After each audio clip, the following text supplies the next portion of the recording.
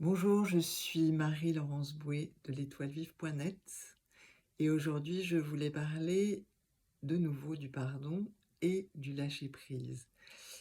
C'est très étroitement lié en fait, le pardon et le lâcher-prise, et souvent ce qui est difficile pour nous dans le pardon, c'est de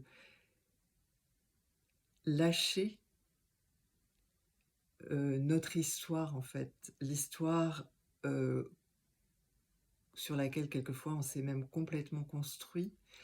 L'histoire de nos blessures en somme, le lâcher prise, c'est un processus. Le plus souvent, il arrive que ça arrive brutalement, mais enfin, c'est quand même la plupart du temps un processus, assez long, assez complexe, heu, assez mystérieux aussi d'une certaine façon. Dans le sens où, ça suppose, d'accepter à un moment donné de laisser aller le passé, de laisser aller, ce qui nous maintient en relation avec la souffrance, et du coup de pardonner, de se pardonner, de pardonner à l'autre, de façon à se libérer en fait. Hem Il y a une jolie histoire bouddhiste, sur ce thème, qui est, celle de 2 moines, un maître et son disciple. Ils ont, fait vœu de ne jamais toucher de femme, et ils arrivent au bord d'une rivière où se tient une jeune femme qui leur demande de l'aider à traverser la rivière. Et donc, le vieux moine la prend sur son dos, traverse la rivière, la dépose de l'autre côté, repart. Le jeune moine, à son côté, est complètement, scotché de voir que le vieux moine a fait ça. Et puis il commence à s'énerver, à se dire: «Mais enfin c'est dingue, c'est mon maître, il se permet de faire des trucs complètement incroyables, c'est complètement interdit» et tout ça. Donc au bout de quelques heures de marche, où il est là à ruminer son histoire, il finit par, poser la question, à son maître, et en lui faisant même des reproches, et le vieux maître lui répond: «Mais moi j'ai déposé cette femme il y a 3 heures déjà, et toi tu la portes encore».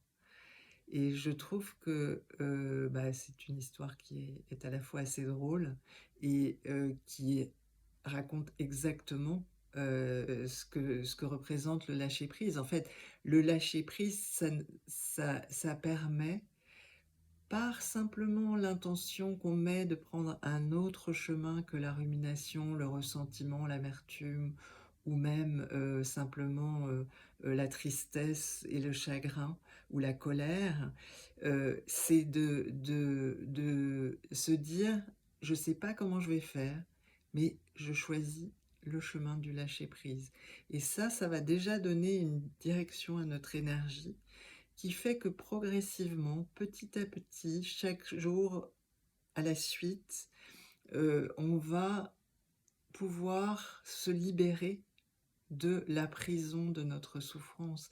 Parce que notre souffrance, quand on ne pardonne pas ou ne se pardonne pas à soi-même, la souffrance, elle reste avec nous, c'est nous qui la portons. Finalement, si quelqu'un nous a blessés, enfin, il arrive même que la personne qui nous a blessés n'ait même pas conscience de l'avoir fait, donc ne porte rien de ça. Et bon, c'est pas spécialement qu'elle devrait le porter, mais c'est nous qui portons cette blessure, et c'est nous qui, nous rendons malheureux avec ça. Et là, on a le choix effectivement, pas forcément de lâcher prise tout de suite, hein, c'est un énorme chemin. Surtout, je ne minimise pas du tout l'importance de ce chemin, parce que c'est suivant ce qu'on a vécu, ça peut être très difficile, très douloureux, long.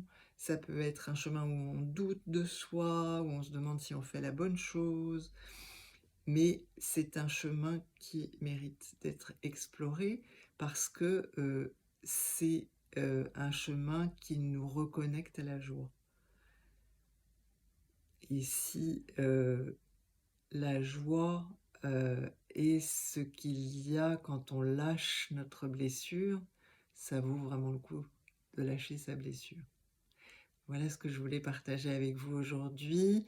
Je vous remercie de m'avoir écoutée. Je suis toujours bien sûr disponible pour répondre à vos questions, soit sur le fil, de la discussion, soit vous pouvez m'écrire, par mail laurence@l'etoilevive.net, soit vous avez sur mon site, un formulaire de contact.